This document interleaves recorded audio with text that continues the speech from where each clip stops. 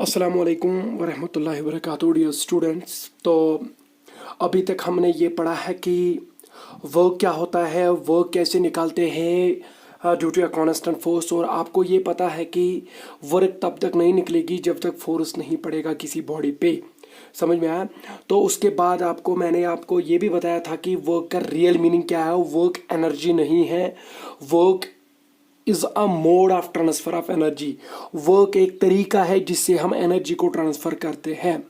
तो यहाँ पर हमें एक टॉपिक बनता है कि वर्क और एनर्जी के बीच में क्या रिलेशन है। अगर आप बोल रहे हैं कि work is the mode of transfer of energy, तो किस तरह से ये एनर्जी को ट्रांसफ़र करता है, किस तरह से ये एनर्जी को चेंज करता है, तो ये चीज़ क्लियर करने के लिए हमारे पास एक थ्योरम है जिसका नाम है वर्क एनर्जी थ्योरम। तो वर्क एनर्जी थ्योरम आज हमने पढ़नी है। तो उससे पहले मैं आपको यहाँ पर एक एग्जाम्पल देता हूँ। चलो, मेरे पास ये एक बॉडी है। तो ये एक बॉडी है, ये बॉडी, इसका मास m है और इसकी इनिशियल वेलोसिटी 0 है। Are you getting me? So ये जो बॉडी यहाँ पर है ये रेस्ट में है। अभी फिलहाल तो ये रेस्ट में है। तो मैं आपको बोल रहा हूँ कि बताओ इसकी एनर्जी कितनी है। आप बोलेंगे कि sir potential energy, kinetic energy, कौन सी एनर्जी? तो नहीं, मुझे अभी काइनेटिक एनर्जी की बात करनी है क्योंकि मैंने यहाँ पर वेलोसिटी का यूज़ किया है। तो आपको मैं बता दूंगा कि बताओ इस बॉडी की काइनेटिक एनर्जी कितनी होगी। तो आप बोलेंगे कि सर फिलहाल तो ये रेस्ट में है तो इसकी काइनेटिक एनर्जी 0 है, इसकी काइनेटिक एनर्जी 0 है। बट जब मैं बोलता हूं कि मैं इस बॉडी को मूव कराऊंगा, मतलब कि मूव करने का मतलब यह है कि इसकी वेलोसिटी 0 है तो इसकी वेलोसिटी नॉन जीरो बनानी है, मतलब कि इसकी वेलोसिटी चेंज करनी है। तो इसका मतलब कि इस बॉडी को एक्सेलरेट करना है, मतलब कि when there is change in velocity the body is being accelerated. तो इसका मतलब यह है कि सर अब कह रहे हैं कि इसको मैंने चलाना है, इस बॉडी को, मतलब कि इसको एक्सेलरेट करना है, इसकी वेलोसिटी चेंज करनी है।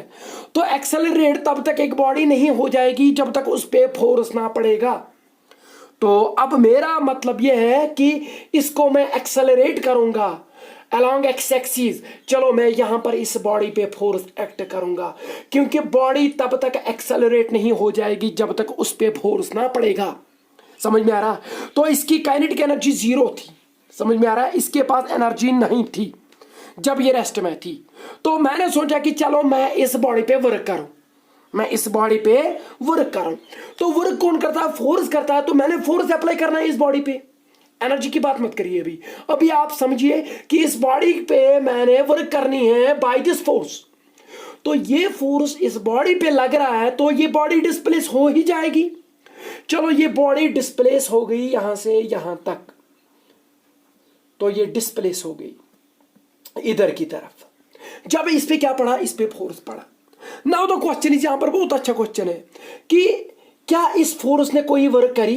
तो आप बोलेंगे सर सीधी सी बात है, फोर्स भी लग रहा है और in the direction of the force displacement भी हो रही है बॉडी की। तो इस पे वर्क नॉन जीरो है, मतलब कि इस बॉडी पे ये फोर्स वर्क करता है। अब मुझे नहीं पता कि कितना वर्क किया और कैसे किया, बट इतना तो पता है कि इस फोर्स ने इस बॉडी को डिस्प्लेस करके वर्क करी इस बॉडी पे। अब बात सुनो एनर्जी की।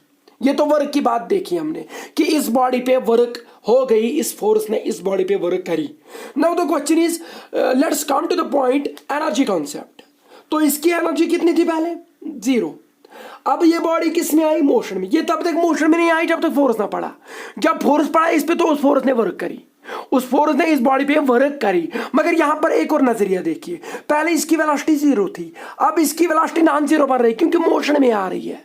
तो इसका मतलब यह है कि इससे पहले when its velocity was 0, when the body was at rest, when there was no acting of the force on this body, तो इसके पास काइनेटिक एनर्जी बिल्कुल भी नहीं थी।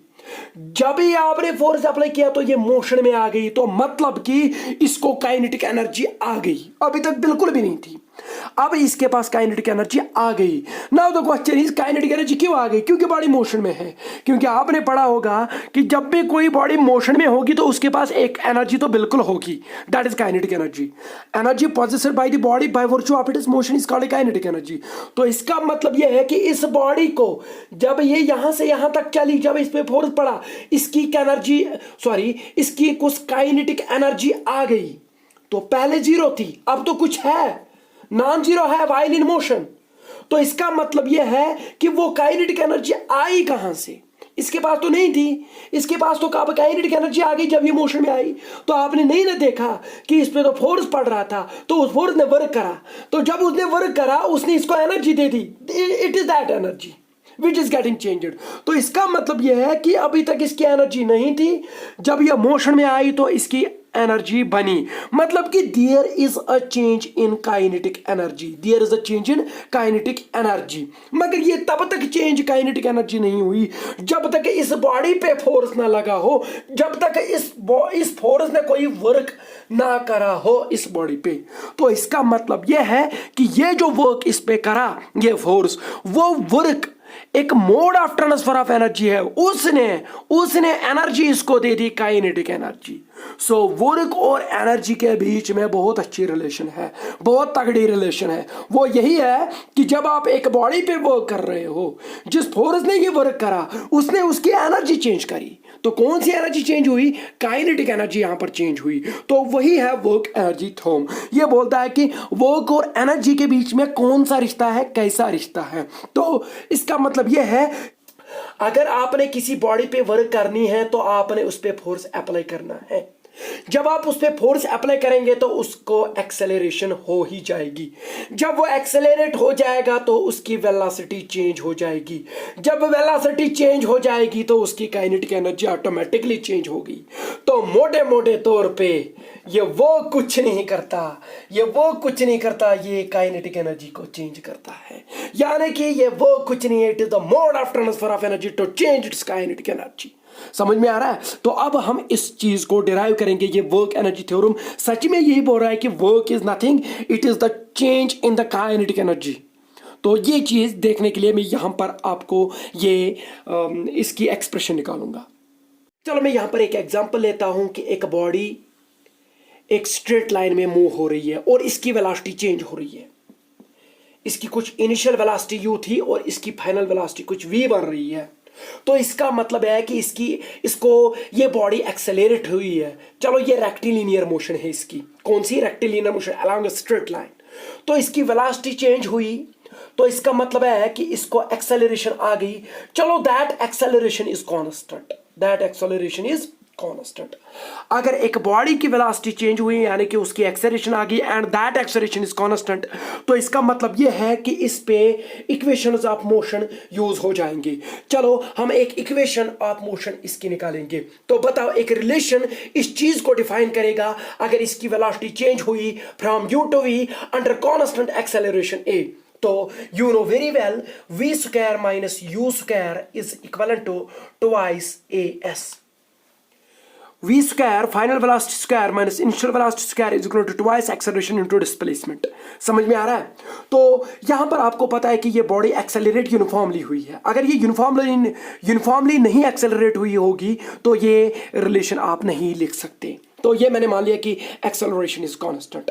पर आपको पता है कि जब भी कोई बॉडी एक्सेलरेट हो जाएगी, तो इसका मतलब कि उस पर फोर्स पड़ा है, तो इसका मतलब है कि इस एक्सेलरेशन से हमने फोर्स निकालना है। But we know very well force is nothing, force is equal to mass into acceleration. आपके पास एक्सेलरेशन है पर आपके पास फोर्स नहीं है, पर एक्सेलरेशन है। तो इसका मतलब कि इस बॉडी पे फोर्स लगा होगा। चलो हम फोर्स लाएंगे। तो फोर्स लाने के लिए आपको एक्सेलरेशन को किसके साथ मल्टीप्लाई करना है? मास ऑफ द बॉडी के साथ। जो बॉडी एक्सेलरेट हो रही है, चलो suppose m is the mass of that body. So इसका मतलब है कि इस रिलेशन में m से हमने मल्टीप्लाई करना है। समझ में आ रहा है? चलो multiplying both sides by m by 2, क्योंकि यहां पर 2 को हम किल करेंगे। ठीक है, क्योंकि यहां पर फिर क्या आ जाएगा आपको? m into a that will be force and force into displacement that will be work। तो इसलिए हम 2 से भी डिवाइड कर लेंगे इस इक्वेशन को। So multiplying both sides by m by 2। तो what will we get? 1 by 2 mv square। तो m by 2 से मल्टीप्लाई किया, 1 by 2 mu square, 1 by 2 m से मल्टीप्लाई किया, 1 by 2 m into twice as।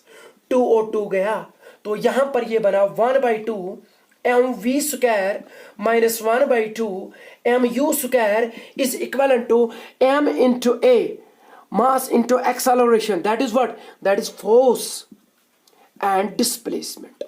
पर अगर आप यहां पर देख लेंगे कि यहां पर मैंने आपको बोला कि ये रेक्टिलिनियर मोशन है यानी कि स्ट्रेट लाइन में है, तो जिस डायरेक्शन में इस बॉडी पे फोर्स लग रहा है क्योंकि एक्सेलरेशन इस डायरेक्शन में हो रही है इसकी, तो इसकी डिस्प्लेसमेंट भी उसी डायरेक्शन में हो रही है. So these are the two vectors and here we are getting kinetic energy. Kinetic energy is a scalar quantity. So in vector notation you have to do the dot product because dot product always yields as scalar quantity. So we in vector notation we can do this thing. Where F dot S is what? Force dot displacement, it is work. वो तो हमें निकलेगा, पर मैंने dot product क्यों किया? मैं cross product भी कर सकता था इनके बीच में, पर जो यहां पर लेफ्ट हैंड साइड में क्वांटिटी मिल रही है वो आपको काइनेटिक एनर्जी मिल रही है, और काइनेटिक एनर्जी एक स्केलर क्वांटिटी है. दैट इज वाई डियर यहां पर हमने एक डॉट प्रोडक्ट ही लेना है. 1/2 mv स्क्वायर, तो आपको पता है कि this is kinetic energy but it is v. सो इसका मतलब कि it is final kinetic energy, मतलब कि काइनेटिक एनर्जी में यहां पर सबस्क्रिप्ट में f लिखूंगा, final kinetic energy minus 1/2 mu square. u है इनिशियल वेलोसिटी, तो इनिशियल काइनेटिक एनर्जी, तो kinetic energy initial is equal to, इस बॉडी पे तो एक ही फोर्स लग रहा था f जिसने इसको एक्सेलरेट किया था, पर अगर बहुत सारे फोर्सेस भी लग रहे होते तो हमने सारे फोर्सेस को लेना था, पर हमने यहां पर एक ही फोर्स लिया है. तो this is the net force acting on this body. So what do you understand by F dot S? Force dot displacement, it is the work, it is the work done by the net force, work done by all the forces acting on that body. So what is this thing? So final kinetic energy minus initial kinetic energy, this is the change in the kinetic energy. Change in the kinetic energy. What is here?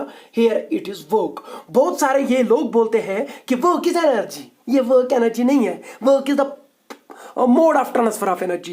ये यही work है जो इस force ने इस body पे किया, जो वर्क किया वो उसने उसको काइनेटिक एनर्जी दे दी, यानी कि उसने उसकी काइनेटिक एनर्जी चेंज करी, जो थी उसको कुछ बढ़ाया या कम कर दिया. It is so that is why we say that work is not eating the, it is the mode of transfer of energy. यहां पर अब वर्क एनर्जी थ्योरम का प्रिंसिपल क्या बनता है? वो ये बनता है कि the work done by all the forces acting on a body is equal to the change in the kinetic energy of the body. समझ में आ रहा है? This is work energy theorem. यहां पर मैं इसका स्टेटमेंट लिख रहा हूं. वर्क एनर्जी थ्योरम का स्टेटमेंट ये है कि the change in the kinetic energy of a particle, change in the kinetic energy of a particle is equal to the work done on it by the net force. Net force यहां पर जरूरी है. यहां पर मैंने एक ही force apply किया, पर वही तो नेट फोर्स भी था ना उस बॉडी पे. सो दैट इज व्हाई अगर आपके पास 2-3 फोर्सेस होंगे तो आप क्या बोलेंगे कि change in the kinetic energy. आप बस उस बॉडी में देखो काइनेटिक एनर्जी कितनी चेंज हुई, जो पहले थी उसकी, अब देखो उसकी काइनेटिक एनर्जी कितनी चेंज हो गई. So that change in the kinetic energy will be equal to the work done on the body by all the forces, by the net force acting on that body. So net force कितना work करेगा उस पे, that is always equal to the change in the kinetic energy of the body. तो जब भी kinetic energy होगी एक body पे, एक बॉडी को एक काइनेटिक एनर्जी है वो मोशन में है, ये जरूरी नहीं है कि उस पे वर्क हो रही है. जब तक उसकी काइनेटिक एनर्जी चेंज ना होगी तब तक हम ये नहीं बोलेंगे कि उस पे वर्क हुआ होगा. तो this is kind work energy theorem. तो अब इस पे मैं एक न्यूमेरिकल दूंगा आपको, तो वो चीज आपने करना है. एग्जांपल मैंने यहां पर बनाई, आप देखिए यहां पर एक वुडन ब्लॉक है, तो इस वुडन ब्लॉक को यहां पर एक गोली हमने मार दी. तो ये गोली का जो मास है दैट इज 10 ग्राम्स, और ये इसकी स्पीड जो थी वो 300 मीटर पर सेकंड थी. जब ये गोली यहां पहुंची इस वुडन ब्लॉक तक, तो ये इसको चीर के यहां पहुंची. तो जब हमने यहां पर इसकी वेलोसिटी देखी after passing through this wooden plank, तो इसकी जो वेलोसिटी थी that is 200 metre per second. It is a bit logical कि पहले स्पीड ज्यादा थी फिर कम हो गई, क्योंकि यहां पर इसको चीरने में कुछ एनर्जी जाया हुई होगी. अब आप बोलेंगे कि सर आपको कैसे पता कि एनर्जी जाया हुई? क्योंकि पहले इसकी स्पीड 300 मीटर थी, काइनेटिक एनर्जी ज्यादा थी, क्योंकि काइनेटिक एनर्जी सोली डिपेंड करती है किस पे, वो तो वेलोसिटी पे डिपेंड करती है. पहले 300 मीटर है पर सेकंड है, अब 200 मीटर पर सेकंड है. इसका मतलब कि पहले जो काइनेटिक एनर्जी इसकी थी वो ज़्यादा थी, जब इसने इसको चीर के इसकी काइनेटिक एनर्जी थी वो कम हो गई। तो इसका मतलब है कि ये इसकी वेलोसिटी चेंज हो गई तो इसको एक्सेलरेशन आ गई, तो इसको एक्सेलरेशन का मतलब कि इस पे फोर्स पड़ा होगा, जब इस पे फोर्स पड़ा होगा तो इस पे किसी ने वर्क की होगी। तो आपको वो निकालना है कि जो इस पे फोर्स लगा होगा वो कौन सा फोर्स लगा होगा, रेजिस्टिव फोर्स, क्योंकि ये जो प्लैंक है ये इसको रोक देगा, यहां से रोकने की कोशिश करेगा, तो वो यहां पर रेजिस्टिव फोर्स लगा रहा है उस पे। तो आपने ये बताना है कि बता उस रेजिस्टिव फोर्स ने कितना वर्क किया है इस पे। अब आप बोल देंगे सर ये तो बहुत सिंपल है, work is equal to F dot d s. चलो डिस्प्लेसमेंट हम देखेंगे कि जितनी इसकी विड्थ है, पर वो तो नहीं दी गई है। अब आप बोलेंगे कि सर फोर्स तो निकालना है, फोर्स भी तो नहीं दिया गया है, so you can not calculate work from F dot d S. तो आपको क्या करना है, यहां पर आपको एनर्जी का कुछ कंसेप्ट दिया गया है, तो आपको पता है कि जितनी एनर्जी चेंज हुई होगी उतनी तो वर्क की होगी किसने, रेजिस्टिव फोर्स ने। तो अब आप क्या बोलेंगे, sir we know very well कि change in kinetic energy of a particle is equal to the work done by the resistive force. यहां पर तो वर्क डन तो चेंज इन काइनेटिक एनर्जी से निकलेगा। तो बता चेंज इन काइनेटिक एनर्जी किसके बराबर होता है, 1/2 mv² minus 1/2 mu square is equivalent to W। So 1/2 m mass कितना है 10 ग्राम, तो 10 इंटू 10 रेज़ पावर -3, क्योंकि केजी में लिखना पड़ेगा तो इसलिए 10 ग्राम्स को लिखा मैंने 10 इंटू 10⁻3, क्योंकि 10⁻³ का मतलब है कि 1 gram is equal to 10⁻³ kg। तो आ गया mass into what is the v final velocity 200 metre per second square minus 1/2 10 into 10 raise power -3 into u initial velocity कितनी है इसकी 300 square, that will be the work done. जब आप इसको calculate करेंगे तो यहां पर मुझे लग रहा है कि इट इज 10⁻², क्योंकि 10 इंटू 10⁻³ हो गया 10⁻², तो वो यहां पर भी है और यहां पर भी है, तो कॉमन निकलेगा 10⁻² डिवाइड बाई 2 कॉमन निकलेगा। यहां बचा 200 स्क्वायर, तो 2 to 4 एंड 0 इंटू 10⁻⁴ आ जाएगा ये। जब आप कैलकुलेट करेंगे इसको माइनस, ये आएगा 3 3 और 9 into 10⁻⁴, that will be the work done. तो ये कितना वैल्यू आ जाएगा यहां पर, तो 10⁻², 10⁻⁴ यहां से कॉमन निकलेगा, तो 10⁻² इंटू 10⁻⁴ वो हो गया 10⁻², 10⁻² हो गया 100, 100 डिवाइड बाई 2 हो गया 50। आर यू गेटिंग मी, थोड़ा बिट में फास्ट हो रहा हूं यहां पर। तो ये आ जाएगा यहां पर 4 माइनस आ जाएगा 9, that will be equal to the work done. तो I think it is 50, 4 minus 5 that is 4 minus 9 that is -5, तो it will be -5 into 50 हो गया 250 joules। What do you understand by -250 joules? पहले ही बोला था जब वर्क डन नेगेटिव निकलेगी इसका मतलब यह है कि एनर्जी निकाली गई है वहां से। ओ सीधी सी बात है, ये जो इसकी एनर्जी थी इसकी पहले बहुत ज़्यादा थी भी, बहुत कम है, तो इसका मतलब कि जिसने इस पे फोर्स वर्क किया होगा उसने इससे एनर्जी निकाली है, तो that is why it comes out to be -250 joules is the work done by the resistive force. Thank you, शुक्रिया।